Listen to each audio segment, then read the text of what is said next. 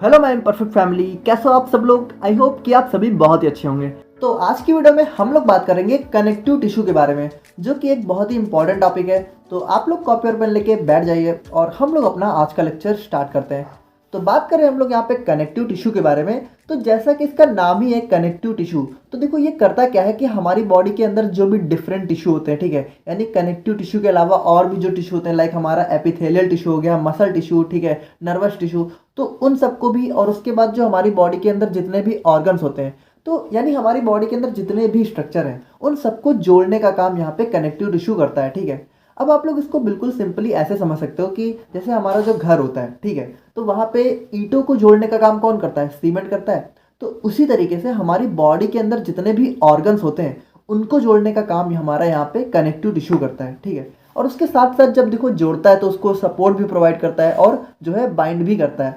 अब उसके बाद देखो, चूंकि ये हमारी बॉडी के स्ट्रक्चर्स को जोड़ने का काम कर रहा है, तो इसीलिए हमारा यहाँ पे ये सबसे ज़्यादा अमाउंट में प्रेजेंट भी होता है, ठीक है, क्योंकि हमारी बॉडी में जितने भी स्ट्रक्चर है सबको जोड़ रहा है, तो हर जगह हमारी बॉडी में ये प्रेजेंट होता है। इसीलिए ये सबसे वाइडली डिस्ट्रीब्यूटेड और सबसे ज़्यादा अमाउंट में हमारी बॉडी में देखने को मिलता है। यानी हमारे जितने भी 4 टिश्यू हैं, उसमें सबसे ज़्यादा अमाउंट में हमारा कनेक्टिव टिश्यू प्रेजेंट होता है। अब देखो, जो हमारा कनेक्टिव टिश्यू होता है, इसमें जो हमारी सेल्स होती हैं वो यहाँ पे लूजली पैक होती हैं, ठीक है। अब इस चीज़ को आप लोग बहुत ही ध्यान से समझना, ठीक है। यहाँ पे देखो, जो सेल्स होती हैं वो बहुत ही लूजली पैक होती हैं, यानी कि उनके बीच में जो इंटरसेल्यूलर स्पेस होता है वो बहुत ज़्यादा होता है। अब हम लोगों ने पिछले लेक्चर में देखा था कि जो हमारा एपिथेलियल टिश्यू था, उसमें हमें बिल्कुल भी स्पेस देखने को नहीं मिल रहा था, लेकिन जो हमारा कनेक्टिव टिश्यू है, इसके अंदर हमें बहुत ही अच्छा खासा स्पेस देखने को मिलता है, ठीक है।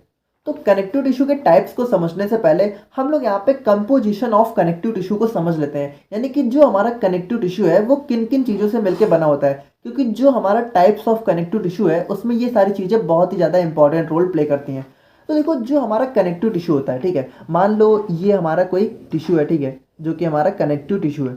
तो इसके अंदर देखो, सबसे पहले क्या होता है कि हमारी जो सेल्स हैं, ठीक है, तो वो बहुत ही लूजली यानी बहुत ही दूर दूर होती हैं, और उनके बीच में बहुत ही अच्छा खासा यहाँ पे इंटरसेल्यूलर स्पेस देखने को मिल जाता है। यानी आप लोग देख सकते हो कि कितना ज़्यादा स्पेस है, ठीक है। तो अब देखो, यहाँ पे होता क्या है कि ये जो स्पेस है ना, इसको यहाँ पे मैट्रिक्स बोला जाता है, ठीक है। यहाँ पे जो टिश्यू के बीच में, जो यहाँ पे सेल्स के बीच में जो भी स्पेस होता है, उसको हम लोग यहाँ पे एक्स्ट्रा सेल्यूलर मैट्रिक्स बोलते हैं। तो यहाँ पे जो हमारा कनेक्टिव टिश्यू होता है, तो उसके अंदर क्या क्या होता है, उसके अंदर हमारी बेसिकली सेल्स होती हैं, और उसके बाद जो हमारा मैट्रिक्स होता है वो यहाँ पे प्रेजेंट होता है। अब देखो, यहाँ पे मैट्रिक्स के अंदर कौन कौन सी चीज़ें होती हैं, तो मैट्रिक्स के अंदर बेसिकली हमें 2 चीज़ें देखने को मिलती हैं। देखो, आप लोग थोड़ा ध्यान से देखना, ठीक है। तो इसके अंदर हमें जो है फाइबर्स देखने को मिलते हैं और ग्राउंड सब्सटेंस देखने को मिलते हैं, ठीक है। अब देखो, फाइबर क्या होता है? फाइबर जैसा कि नाम ही है, ये कुछ हमारा धागे नुमा स्ट्रक्चर होता है, ठीक है, यानी कि कुछ धागे लाइक का स्ट्रक्चर हमें देखने को मिलता है। तो ये यहाँ पे कुछ इस तरीके से देखो, जैसे हमारा फाइबर्स हो गए ना, तो इस तरीके से हमें जो है कनेक्टिव टिश्यू के अंदर देखने को मिलते हैं। और उसके बाद ग्राउंड सब्सटेंस में हमारे सेल्स के बीच में जो भी लिक्विड है, ठीक है, तो वो सारी चीज़ें हमारी ग्राउंड सब्सटेंस में आ जाती हैं। तो ये सारी चीज़ों से मिलकर हमारा कनेक्टिव टिश्यू बना होता है। तो यहाँ पे भी वही चीज़ लिखी हुई है कि जो हमारा कनेक्टिव टिश्यू है वो यहाँ पे बेसिकली 3 कंपोनेंट से मिलकर बना होता है, जिसमें पहला होता है हमारा सेल्स, दूसरा होता है फाइबर्स, और तीसरा होता है हमारा ग्राउंड सब्सटेंस। अब देखो, यहाँ पे सेल्स भी हमारी बहुत ही अलग अलग टाइप की होती हैं, जिसको हम लोग थोड़ा सा जो है देख लेते हैं। जैसा कि हमारा ये जो फाइब्रोब्लास्ट है, ठीक है, तो ये यहाँ पे जो है सबसे ज़्यादा अमाउंट में हमें जो है कनेक्टिव टिश्यू में देखने को मिलता है। अब यहाँ पे देखो, ये बेसिकली करता क्या है कि देखो, इसका नाम क्या है? फाइब्रोब्लास्ट। तो देखो, हम लोगों ने जो देखा ना फाइबर्स, तो यहाँ पे जो हमारा कनेक्टिव टिश्यू है, तो उसके अंदर जितने भी फाइबर्स हैं, ठीक है, तो वो यहाँ पे फाइब्रोब्लास्ट के द्वारा ही बनाए जाते हैं। यानी कि जो हमारी फाइब्रोब्लास्ट सेल होती है वो यहाँ पे फाइबर्स का सिक्रीशन करती है, ठीक है। तो यहाँ पे देखो, सबसे पहले तो ये मोस्ट कॉमनली फाउंड सेल होती है, यानी कि हमारे जितने भी कनेक्टिव टिश्यू हैं, ठीक है, उनके अंदर हमें फाइब्रोब्लास्ट तो जरूर से जरूर देखने को मिलेगा। बाकी जो ये सारी सेल्स हैं ये प्रेजेंट हो भी सकती हैं और नहीं भी हो सकती हैं, लेकिन फाइब्रोब्लास्ट जो है हमें मोस्ट कॉमनली देखने को मिल ही जाता है। और उसके बाद हम लोग बात करें माइक्रोफेजेस के बारे में, तो ये यहाँ पे मोनोसाइट से डेवलप होता है, और जो हमारे कनेक्टिव टिश्यू के अंदर जो बैक्टीरिया वगैरह अटैक करते हैं, ठीक है, तो उनको ये डिस्ट्रॉय करने का काम करता है। और उसके बाद जो हमारी प्लाज्मा सेल्स होती हैं, तो ये यहाँ पे बीटा लिम्फोसाइट से डेवलप होती हैं, और उसके बाद ये हमारी कनेक्टिव टिश्यू में एंटीबॉडी का फॉर्मेशन करती है। यानी कि अगर हमारे कनेक्टिव टिश्यू में कोई वायरस बैक्टीरिया अटैक कर रहा है, तो उसके खिलाफ यहाँ पे एंटीबॉडी बनाने का काम करती है। और उसके बाद हम लोग बात करें यहाँ पे मास्ट सेल के बारे में, तो ये यहाँ पे हिस्टामीन को रिलीज करती है, जो कि ब्लड वेसल को डायलेट करने का काम करता है, यानी कि ब्लड वेसल के साइज को यहाँ पे इंक्रीज करने का काम करता है जब यहाँ पे ज़रूरत पड़ती है। और उसके बाद बात करें हम लोग यहाँ पे एडिपोसाइट्स के बारे में, तो इसको हम लोग यहाँ पे फैट सेल के नाम से भी जानते हैं, और इसका मेन काम क्या होता है, ये यहाँ पे फैट को स्टोर करता है, ठीक है। और उसके बाद बात करें हम लोग यहाँ पे WBC, आप सभी को पता होगा, वाइट ब्लड सेल्स, तो ये यहाँ पे क्या करती हैं, ये यहाँ पे हमारी बॉडी को इन्फेक्शन वगैरह से प्रोटेक्ट करने का काम करती है। अब देखो WBC को हम लोग यहाँ पे ल्यूकोसाइट्स के नाम से भी जानते हैं। अब देखो यहाँ पे हम लोगों ने जो भी सेल्स देखी तो उनका स्ट्रक्चर बना हुआ है, तो आप लोग यहाँ पे इसको थोड़ा ध्यान से देख लो कि देखो फाइब्रोब्लास्ट का स्ट्रक्चर कुछ इस तरीके से होता है, और यहाँ पे स्पेशली जो हमारा एडिपोसाइट्स होता है तो इसका स्ट्रक्चर देखो क्या होता है कि इसका जो न्यूक्लियस होता है वो यहाँ पे साइड में प्रेजेंट होता है, ठीक है। और इसके अंदर हमें फैट ग्लोब्यूल्स देखने को मिलते हैं, ये जो आपको सेंटर में दिख रहा है ना, ये यहाँ पे फैट ग्लोब्यूल्स होता है, ठीक है। और उसके बाद हमारा ये सारा स्ट्रक्चर होता है, तो आप लोग इसको देख लो, ठीक है। और अब बात करें हम लोग यहाँ पे फाइबर्स के बारे में, तो जो हमारा कनेक्टिव टिश्यू होता है तो उसके अंदर बेसिकली हमें 3 टाइप के फाइबर्स देखने को मिलते हैं, जिसमें पहला होता है हमारा कोलेजन फाइबर्स, दूसरा होता है इलास्टिक फाइबर, और तीसरा होता है हमारा रेटिकुलर फाइबर। तो जो हमारा कोलेजन फाइबर होता है ये यहाँ पे कोलेजन टाइप 1 प्रोटीन से मिलकर बना होता है, और जो हमारा इलास्टिक फाइबर होता है ये यहाँ पे इलास्टिन प्रोटीन से मिलकर बना होता है, और वहीं पे जो हमारा रेटिकुलर फाइबर होता है ये यहाँ पे देखो, ये यहाँ पे कोलेजन फाइबर का ही एक टाइप होता है, ठीक है, और ये यहाँ पे टाइप 3 कोलेजन से मिलकर बना होता है। अब इसके बाद देखो जो हमारा कोलेजन फाइबर है ये यहाँ पे नॉन ब्रांच होता है, यानी कि इसके अंदर हमें ब्रांचेस वगैरह देखने को नहीं मिलती हैं। वहीं पे जो हमारा इलास्टिक फाइबर होता है तो इसके अंदर भी हमें ब्रांच मिलती है, और जो हमारा रेटिकुलर होता है इसके अंदर भी हमें ब्रांच देखने को मिल जाती है। अब यहाँ पे जो हमारा कोलेजन फाइबर होता है ये बहुत ही स्ट्रांग होता है, ठीक है। और उसके बाद जो हमारा इलास्टिक होता है ये यहाँ पे इलास्टिक नेचर का होता है, जैसा कि इसका नाम ही है, तो जैसा हमारा रबड़ होता है ना, तो उसी तरीके से हमारा इलास्टिक फाइबर होता है। और रेटिकुलर फाइबर में होता क्या है कि हमारे ग्लाइकोप्रोटीन की कोटिंग होती है। अब यहाँ पे देखो इस चीज़ को आप लोग थोड़ा ध्यान से देखना कि जो हमारा कोलेजन फाइबर है ये यहाँ पे थिक होता है, यानी इसकी जो चौड़ाई होती है वो यहाँ पे इलास्टिक और रेटिकुलर फाइबर के कंपेयर में बहुत ही अच्छी खासी होती है। वहीं पे जो हमारा इलास्टिक फाइबर होता है वो यहाँ पे कोलेजन फाइबर के कंपेयर में थिन होता है, और जो रेटिकुलर फाइबर है ये यहाँ पे बहुत ही ज़्यादा पतला होता है। अब इसको हम लोग थोड़ा ऐसे देख लेते हैं, जैसे मान लो ये हमारा जो है टिश्यू हो गया, ठीक है। तो इसमें जो हमारा जैसे ये कोलेजन फाइबर है तो ये सबसे ज़्यादा थिक है, यानी कि देखो इसमें यहाँ पे बहुत ही मोटी लेयर होगी, ठीक है, और इसमें ब्रांचेस नहीं है, ठीक है, इसमें बिल्कुल भी ब्रांचेस नहीं है। अब उसके बाद जो हमारा इलास्टिक फाइबर है तो ये यहाँ पे क्या है, ये देखो ये यहाँ पे इससे पतला है, लेकिन यहाँ पे रेटिकुलर से थोड़ा सा मतलब मोटा है, ठीक है। तो यहाँ पे इसको हम लोग कुछ इस तरीके से ड्रॉ कर सकते हैं, ठीक है। यहाँ पे अगर इसको हम लोग फिल कर लें तो आप लोग देख सकते हो। अब यहाँ पे देखो इसमें भी ब्रांचेस होती हैं, तो ब्रांचेस देखो, ब्रांचेस मतलब क्या है, ये जो इस टाइप की ब्रांचेस निकल रही हैं। तो यहाँ पे हमें जो है इलास्टिक फाइबर में देखो ब्रांचेस देखने को मिलती हैं, लेकिन कोलेजन में बिल्कुल भी ब्रांचेस नहीं होती हैं। और वहीं पे हमारा रेटिकुलर जो है ये बहुत ही पतला होता है और इसमें भी ब्रांचेस होती हैं। तो यहाँ पे इसको कुछ हम लोग इस तरह ड्रॉ कर सकते हैं, ठीक है। तो ये बेसिकली हमारे पूरी टिश्यू में इस तरीके से फैला हुआ होता है, ठीक है। यहाँ पे आप लोग देख सकते हो। अब यहाँ पे जो हमारा कोलेजन फाइबर होता है वो हमारी टिश्यू को स्ट्रेंथ देने का काम करता है, वहीं पे जो हमारा इलास्टिक फाइबर होता है वो यहाँ पे हमारी टिश्यू को इलास्टिसिटी प्रोवाइड करता है, और वहीं पे जो हमारा रेटिकुलर फाइबर होता है वो यहाँ पे टिश्यू को सपोर्ट देने का काम करता है। अब बात करें हम लोग यहाँ पे ग्राउंड सब्सटेंस के बारे में, तो ये यहाँ पे जेल लाइक सब्सटेंस होता है, जिसमें जो हमारी सेल्स और फाइबर्स होती हैं वो यहाँ पे सस्पेंडेड होती हैं, यानी कि डिजॉल्व होती हैं। इसको आप लोग कुछ इस तरह समझ सकते हो, ठीक है। अब उसके बाद देखो जो हमारा ग्राउंड सब्सटेंस होता है तो इसमें बेसिकली हमें जो है वाटर, हाइलोरोनिक एसिड और ग्लाइकोप्रोटीन्स और सल्फेट वगैरह देखने को मिलते हैं, यानी इन सबके मिक्सचर से हमारा ये मिलके बना होता है। अब हम लोग बात करें यहाँ पे फंक्शंस ऑफ कनेक्टिव टिश्यू के बारे में, यानी कि जो हमारा कनेक्टिव टिश्यू है वो यहाँ पे कौन कौन से फंक्शंस परफॉर्म करता है। तो देखो जैसा कि इसका नाम ही है, तो ये यहाँ पे हमारी बॉडी की डिफरेंट टिश्यूज़ को कनेक्ट करने का काम करता है, यानी उनको आपस में जोड़ने का काम करता है। और उसके बाद जो हमारे डिफरेंट बॉडी ऑर्गन्स हैं, ठीक है, उनको स्ट्रेंथ एंड प्रोटेक्शन देने का काम भी हमारा कनेक्टिव टिश्यू करता है। और उसके बाद जो हमारी बॉडी का स्ट्रक्चरल फ्रेमवर्क है वो भी यहाँ पे कनेक्टिव टिश्यू के द्वारा ही तैयार होता है। देखो अगर हमारी बॉडी के जितने भी सिस्टम्स हैं, स्ट्रक्चर्स हैं, वो यहाँ पे जुड़ेंगे ही नहीं तो हमारा फ्रेमवर्क कैसे तैयार होगा। तो यहाँ पे फ्रेमवर्क तैयार करने का काम भी कनेक्टिव टिश्यू करता है। और उसके बाद जो है ट्रांसपोर्टेशन एंड फैट स्टोरेज का काम भी कनेक्टिव टिश्यू करता है। तो देखो फैट स्टोरेज हम लोगों ने देखा था कि जो एडिपोसाइट्स थी वो यहाँ पे फैट स्टोरेज कर रही थी। और ट्रांसपोर्टेशन की बात करें तो जो हमारा ब्लड होता है, जो कि हमारा फ्लूइड कनेक्टिव टिश्यू होता है, वो यहाँ पे ट्रांसपोर्टेशन का काम करता है। सो फाइनली अब हम लोग बात करें यहाँ पे टाइप्स ऑफ कनेक्टिव टिश्यू के बारे में। तो जो हमारा कनेक्टिव टिश्यू होता है वो यहाँ पे बेसिकली 3 कैटेगरी में डिवाइड होता है, जिसमें पहला होता है हमारा लूज कनेक्टिव टिश्यू, दूसरा होता है dense connective tissue and third होता है हमारा स्पेशलाइज्ड कनेक्टिव टिश्यू। अब ये तीनों भी आपस में कुछ सब कैटेगरी में डिवाइड होते हैं, जिसमें लूज कनेक्टिव टिश्यू में बात करें तो हमारा एरोलर टिश्यू हो जाता है, एडिपोज हो जाता है और रेटिकुलर हो जाता है। वहीं डेंस की बात करें तो ये यहाँ पे डेंस रेगुलर और डेंस इररेगुलर में डिवाइड होता है, ठीक है। और स्पेशलाइज्ड कनेक्टिव टिश्यू की बात करें तो इसके अंदर हमें कार्टिलेज, बोन्स एंड ब्लड देखने को मिल जाते हैं। तो अब हम लोग यहाँ पे इन सबको एक एक करके समझ लेते हैं।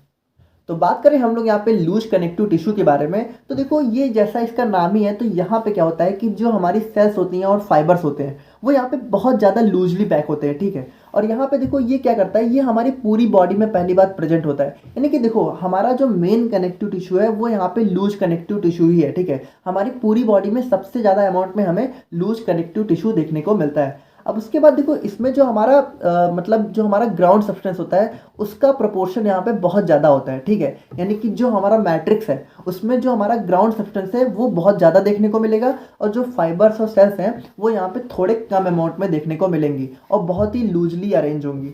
अब उसके बाद देखो जो हमारा लूज कनेक्टिव टिश्यू है ये भी यहाँ पे 3 कैटेगरी में डिवाइड होता है, जिसमें पहला है हमारा एरोलर कनेक्टिव टिश्यू, दूसरा है एडिपोज एंड थर्ड है हमारा रेटिकुलर। तो बात करें हम लोग यहाँ पे एरोलर कनेक्टिव टिश्यू के बारे में, तो देखो ये यहाँ पे जो है हमारा कोलेजन फाइबर, इलास्टिक फाइबर।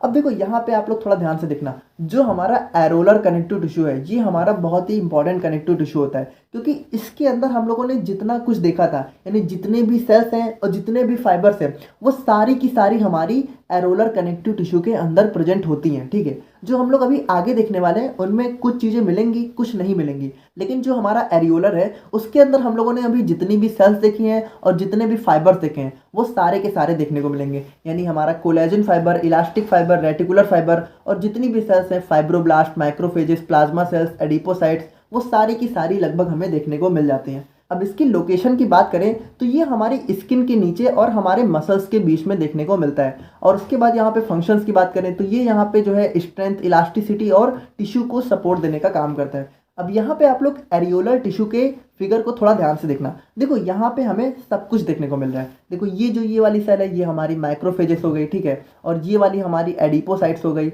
और उसके बाद ये वाली जो सेंटर में दिख रही है ये वाली, ये हमारी क्या हो गई, फाइब्रोब्लास्ट हो गई। और उसके बाद फाइबर्स की बात करें तो ये जो आप लोग को सबसे थिक वाला फाइबर देखने को मिल रहा है, जो यहाँ पे हमारी फाइब्रोब्लास्ट सेल के अराउंड से होकर जा रहा है, ये हमारा कौन सा हो गया, ये हमारा कोलेजन फाइबर हो गया। और उसके बाद ये वाला जो ये वाला फाइबर आप लोग को दिख रहा है ये हमारा इलास्टिक हो गया, और ये जो पतले पतले आप लोग को दिख रहे हैं ये हमारे रेटिकुलर फाइबर हो गए, ठीक है। तो यहाँ पे और ये वाली सेल हमारी मार्च सेल हो गई। तो यहाँ पे लगभग हमें सारी की सारी चीज़ें देखने को मिल जाती हैं। और अब बात करें हम लोग यहाँ पे एडिपोज कनेक्टिव टिश्यू के बारे में, तो देखो इसके अंदर हमें मेनली जो है एडिपोसाइट्स और फ्यू नंबर ऑफ फाइब्रोब्लास्ट देखने को मिलते हैं। अब देखो वहाँ पे इसीलिए मैंने आप लोग को बताया था कि एरियोलर में हमें लगभग सारी सेल्स और सारे फाइबर देखने को मिलते हैं, जबकि हमारी जो बाकी टिश्यू होते हैं इसमें हमें कुछ स्पेशल सेल्स और स्पेशल नंबर ऑफ फाइबर्स ही देखने को मिलते हैं। तो यहाँ पे आप लोग देख रहे हो कि हमें जो एडिपोसाइट्स यानी कि जो हमारी फैट वाली सेल्स थी वो हमें देखने को मिलती हैं। तो इसका स्ट्रक्चर भी आप लोग देख के समझ सकते हो कि यहाँ पे देखो हमारी एडिपोसाइट्स बहुत ज़्यादा है, ठीक है, 1 2 3 4, यानी कि हमारी एडिपोसाइट्स सबसे ज़्यादा अमाउंट में है। और उसके बाद फाइब्रोब्लास्ट जो है यहाँ पे बहुत ही मतलब 1 2 देखने को मिलती हैं। और उसके बाद हमारे जो कोलेजन फाइबर्स होते हैं वो हमें यहाँ पे थोड़े बहुत देखने को मिल जाते हैं। अब ये हमारी स्किन की डीप लेयर में प्रेजेंट होता है और हार्ट और किडनी के अराउंड में हमें देखने को मिल जाता है। अब इसके मेजर फंक्शंस की बात करें तो इसका मेजर फंक्शन होता है हीट लॉस का, ठीक है, तो इसको आप लोग थोड़ा ध्यान रखना। और ये यहाँ पे ऑर्गन्स को प्रोटेक्ट करने का काम करता है। और उसी तरह हम लोग बात करें यहाँ पर रेटिकुलर कनेक्टिव टिश्यू के बारे में, तो देखो इसके अंदर जैसा कि इसका नाम है रेटिकुलर, तो हमें जो है रेटिकुलर फाइबर्स और रेटिकुलर सेल्स देखने को मिलती हैं। अब रेटिकुलर सेल्स हमारी थोड़ी स्पेशल टाइप की सेल्स होती हैं। तो यहाँ पे आप लोग देख लो कि ये जो मतलब सेल्स दिख रही हैं ये यहाँ पे रेटिकुलर सेल्स हैं, और ये जो फाइबर्स हैं ये यहाँ पे रेटिकुलर फाइबर्स हो गए। देखो रेटिकुलर फाइबर्स यहाँ पे सबसे थिन फाइबर्स होते हैं, इसको आप लोग थोड़ा ध्यान रखना, ठीक है। तो ये यहाँ पे इसकी लोकेशन की बात करें तो ये हमें लिवर, रेड बोन मैरो और ब्लड वेसल्स के अराउंड और मसल्स में देखने को मिल जाती है। अब इसके फंक्शंस की बात करें तो ये यहाँ पे ऑर्गन्स का स्ट्रोमा फॉर्म करने का काम करता है। और अब बात करें हम लोग यहाँ पे डेंस कनेक्टिव टिश्यू के बारे में, तो देखो जैसा इसका नाम है डेंस, देखो डेंस का मतलब क्या होता है, गाढ़ा। तो यहाँ पे होता क्या है कि जो हमारे फाइबर्स होते हैं वो बहुत ही क्लोजली पैक होते हैं, ठीक है, और यहाँ पे बहुत ही डेंस स्ट्रक्चर को फॉर्म कर देते हैं। अब देखो जो हमारा डेंस कनेक्टिव टिश्यू होता है इसके अंदर हमें सेल कंटेंट लोअर देखने को मिलता है और फाइबर कंटेंट हाइयर देखने को मिलता है, यानी कि सेल्स यहाँ पे बहुत ही कम अमाउंट में होती है और जो फाइबर्स हैं वो यहाँ पे बहुत ज़्यादा अमाउंट में होते हैं और बहुत ही आसपास जो है एक डेंस लेयर को फॉर्म कर लेते हैं। अब इसके अंदर भी बेसिकली हमें दो सब कैटेगरी देखने को मिल जाती है, जिसमें पहला होता है हमारा डेंस रेगुलर और दूसरा होता है हमारा डेंस इर्रेगुलर। देखो ये दोनों बहुत ही आसान है, इन दोनों को हम लोग यहाँ पे समझ लेते हैं। तो बात करें हम लोग डेंस रेगुलर टिश्यू के बारे में, तो देखो जैसा इसका नाम ही है रेगुलर, तो यहाँ पे होगा क्या कि जो हमारे फाइबर्स हैं वो यहाँ पे रेगुलर पैटर्न में अरेंज होंगे, यानी आप लोग कह सकते हो कि पैरेलल पैटर्न में अरेंज होंगे, यानी कि हमें जो है एक लेयर के नीचे दूसरी लेयर देखने को मिलेंगी। यहाँ पे कोई लेयर एक दूसरे को क्रॉस नहीं करेगी, ठीक है। तो यहाँ पे इसकी लोकेशंस की बात करें तो यहाँ पे आप लोग थोड़ा ध्यान से देखना, एग्जाम में अक्सर ये 2 नंबर में पूछा जाता है कि देखो यहाँ पे जो डेंस रेगुलर टिश्यू होता है ये यहाँ पे हमें टेंडन्स और लिगामेंट्स में देखने को मिलता है, और जो हमारा टेंडन्स होता है तो ये यहाँ पे मसल्स को बोन से अटैच करता है, और जो हमारे लिगामेंट्स होते हैं वो यहाँ पे बोन को बोन से अटैच करते हैं। तो ये चीज़ आप लोग बहुत ही ध्यान रखना, ठीक है। अब इसके मेजर फंक्शंस की बात करें तो ये यहाँ पे जैसा इसका नाम ही है तो यहाँ पे स्ट्रॉन्ग अटैचमेंट को प्रोवाइड करता है, ठीक है। यानी आप लोग देख रहे हो कि मसल को बोन से अटैच कर रहा है, बोन को बोन से कर रहा है, तो अटैचमेंट यहाँ पे इसका मेजर फंक्शन हो जाता है। अब आप लोग इसका यहाँ पे स्ट्रक्चर देख सकते हो कि हमारे फाइबर्स जो है एक रेगुलर पैटर्न में अरेंज है, और यहाँ पे हमें जो सेल्स हैं फाइब्रोब्लास्ट जो है, अब देखो यहाँ पे होता क्या है कि जो सेल्स हैं वो हमारे यहाँ पे थोड़ी दब जाती हैं, क्योंकि जो हमारे फाइबर्स हैं वो बहुत ही डेंस लेयर को फॉर्म कर लेते हैं। और उसी तरीके से हम लोग बात करें डेंस इर्रेगुलर टिश्यू के बारे में, तो देखो इसके अंदर जैसा इसका नाम है इर्रेगुलर, तो यहाँ पे जो हमारे फाइबर्स हैं वो यहाँ पे इर्रेगुलर फॉर्म में अरेंज होंगे। देखो एक चीज़ आप लोग बिल्कुल सिंपल समझ के लो, डेंस का मतलब क्या है, फाइबर्स, ठीक है। डेंस में हमारे क्या होंगे, फाइबर्स अरेंज होंगे। तो रेगुलर है तो रेगुलर पैटर्न में, और इर्रेगुलर है तो इर्रेगुलर पैटर्न में। अब यहाँ पे इसकी लोकेशन की बात करें तो ये हमें जो है स्किन की डर्मिस लेयर में देखने को मिल जाती है, और लिवर, टेस्टिस और लिम्फ नोड में हमें देखने को मिल जाती है। एंड इसके मेजर फंक्शंस की बात करें तो ये बेसिकली यहाँ पे स्ट्रेंथ प्रोवाइड करने का काम करता है।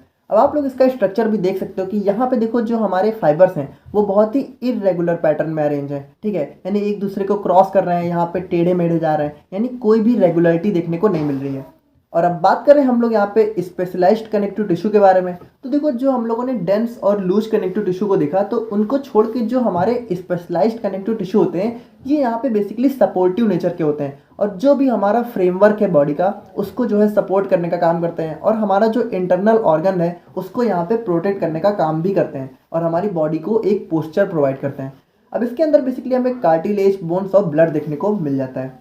तो बात करें हम लोग यहाँ पे बोन्स की, तो ये हमारा सबसे हार्डेस्ट कनेक्टिव टिश्यू होता है, ठीक है। और ये यहाँ पे जो हमारी बॉडी का शेप और पोस्चर होता है उसको मेंटेन करने का काम करता है। अब देखो यहाँ पे हम लोग इन सबको बहुत ही डिटेल में नहीं देख रहे हैं, क्योंकि जो हमारी आने वाली यूनिट्स हैं हमें उनमें इन्हीं सबको बहुत ही डिटेल में पढ़ना है, तो वहाँ पे हम लोग अच्छे से देखेंगे। यहाँ पे हम लोग थोड़ा शॉर्ट में समझ लेते हैं। अब देखो जो हमारा बोन्स होता है उसके अंदर बेसिकली हमें 25% वाटर देखने को मिलता है, 30% organic material and 45% inorganic salts देखने को मिल जाती है। और वहीं बात करें हम लोग यहाँ पे ब्लड की, तो ब्लड हमारा एक फ्लूइड कनेक्टिव टिश्यू होता है, और इसके अंदर जो हमें 55% प्लाज्मा एंड 45% सेल्स देखने को मिलती हैं। और जैसा कि हम सभी को पता है कि ब्लड हमारी जो है 3 टाइप की होती हैं, जिसमें पहला होता है हमारा रेड ब्लड सेल यानी हमारी आरबीसी, दूसरा होता है वाइट ब्लड सेल यानी हमारी डब्ल्यूबीसी, और तीसरा होता है हमारा प्लेटलेट्स, ठीक है। और उसी तरीके से जो हमारा कार्टिलेज होता है, तो देखो यहाँ पे होता क्या है कि जो यहाँ पे एम्ब्रॉयनिक स्टेज होती है, यानी कि जब मदर यहाँ पे प्रेग्नेंट होती है तो जो पहले ही 5 के 10 हफ्ते होते हैं, ठीक है, तो वहाँ पे जो है ये कार्टिलेज बहुत ही ज़्यादा अबंडेंट अमाउंट में देखने को मिलता है। और उसके बाद होता क्या है कि जैसे जैसे जो है हम लोग एडल्ट होते जाते हैं तो ये कार्टिलेज हमारा बोन्स में कन्वर्ट हो जाता है। हालांकि देखो एडल्ट्स में भी कुछ कुछ जगह हमें कार्टिलेज देखने को मिलता है, यानी कि जो हमारी 2 बोन्स होती हैं उनके बीच में हमें कार्टिलेज वगैरह देखने को मिल जाते हैं। तो आई होप कि आप लोग को आज का वीडियो समझ में आ गया होगा। और देखो नोट्स आप लोग को लगभग कल देखने को मिल जाएगी, ठीक है, कल या परसों तक। और बाकी अगर कोई भी प्रॉब्लम है आज की वीडियो से रिलेटेड या फिर किसी भी चीज़ से रिलेटेड, तो आप लोग यहाँ पे कमेंट कर सकते हो। और अगर वीडियो पसंद आई तो चैनल को सब्सक्राइब भी कर सकते हो। बाकी मिलते हैं नेक्स्ट वीडियो में। Thank you so much.